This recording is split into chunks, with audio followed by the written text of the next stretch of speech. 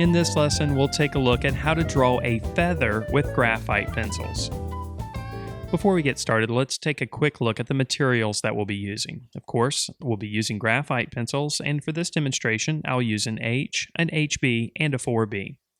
We'll also be blending some of the graphite into the surface, so we'll be using blending stops. We'll be working on smooth Bristol paper. Of course, if you don't have smooth Bristol paper, any surface will work.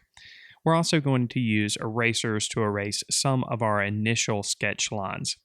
We'll get started by drawing the stem that goes right down the center of the feather, and this is called the rachis.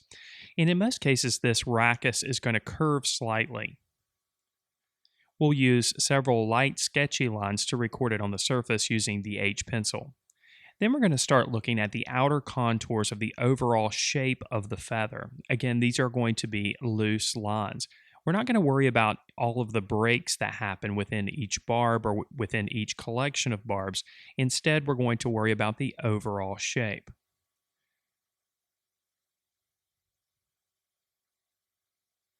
Once we have the overall shape in place, we'll reinforce the lines that we drew for the rachis. Again, we're still drawing very lightly here with the H pencil. Now, using our overall shape as a guide, we can go back in and define the individual collections of barbs. We know how far out these should go based on the contour line that we drew initially. Again, we're drawing very lightly and loosely here with the H pencil.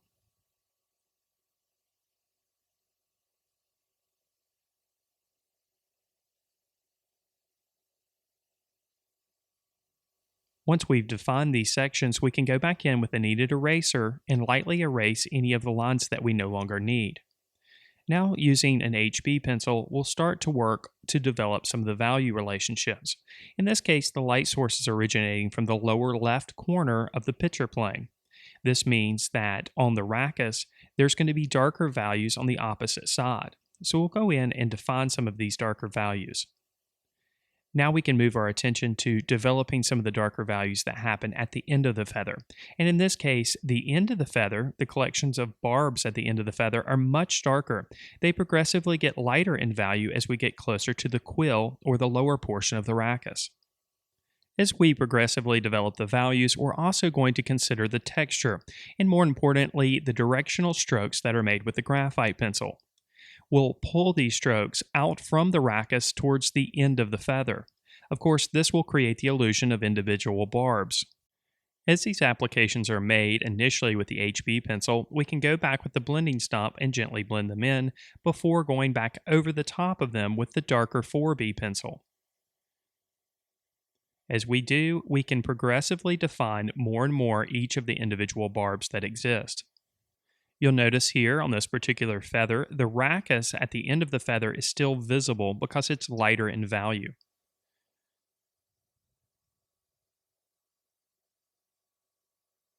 We'll continue this process working down towards the quill or the lower portion of the feather. Again, starting with HB applications, pulling the strokes outward from the rachis towards the end of the collection of barbs. The line that's created here should mimic the overall shape of each collection of barbs. By adjusting the amount of pressure that we place on the pencil, we can leave areas of slightly lighter value in between each one of the lines that we create. Doing this gives the impression of individual barbs, which ultimately will lead to a more representational looking feather. As we lightly blend these applications with the blending stop, we're careful to pull the blending stop in the same direction that we made the graphite pencil applications. Then we can go back with the 4B pencil and darken up some of the values even further.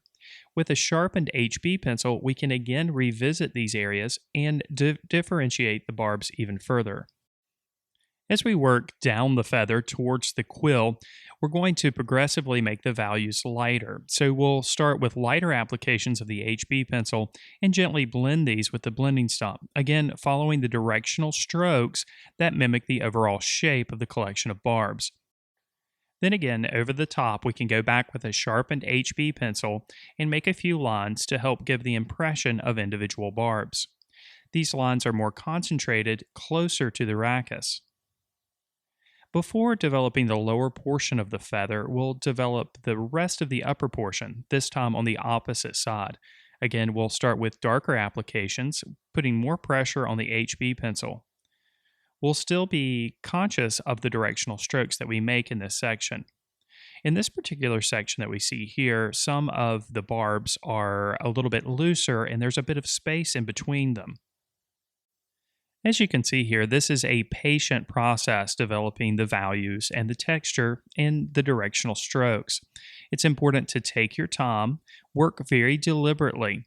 You might start with lighter applications and progressively get darker. It's always easier to make an area darker if need be than to try to go back and make it lighter if you accidentally make it too dark initially.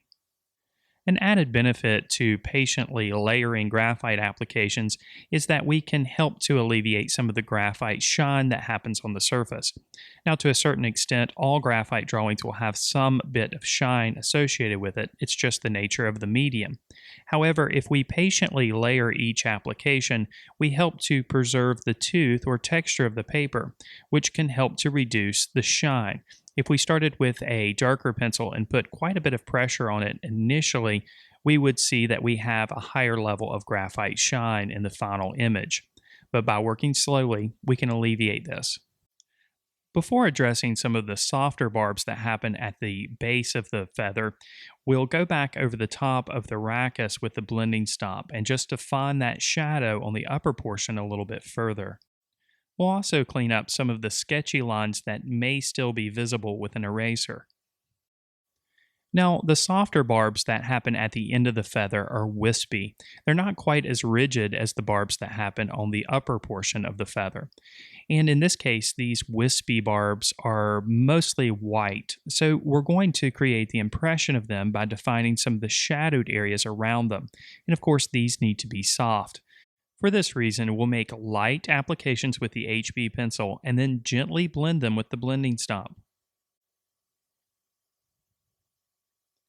Now, of course, we don't want our feather to be floating in this case, so we'll need to add a bit of cast shadow. Again, I'll remind you that the light source is originating from the lower left corner. This means the areas of cast shadow are going to exist primarily on the upper right portion behind the feather itself. For these applications, I'll use the H graphite pencil.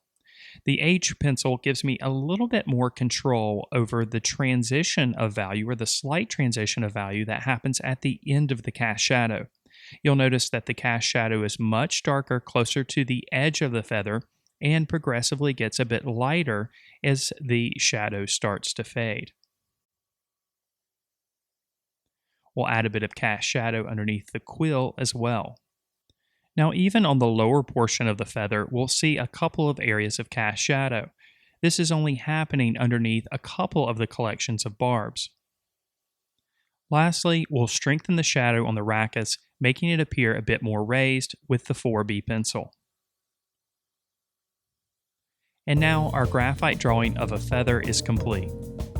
If you enjoyed this video, why not subscribe to the channel? And if you're ready to learn even more, then why not check out our comprehensive membership program, which includes no-nonsense video courses, weekly live lessons, ebooks, lesson plans, and much, much more.